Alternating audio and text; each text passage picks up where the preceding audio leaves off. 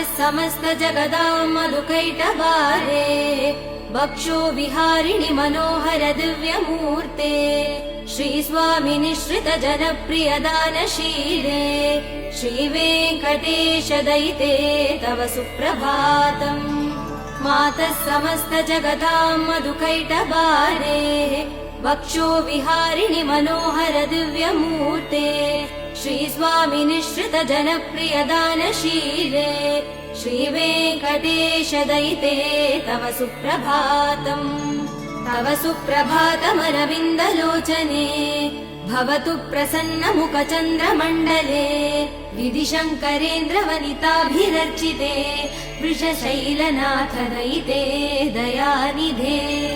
अर्त्यादिसप्तऋषयः समुपास्य सन्ध्याम् आकाश सिन्धु कमलानि मनोहराणि आदाय पादय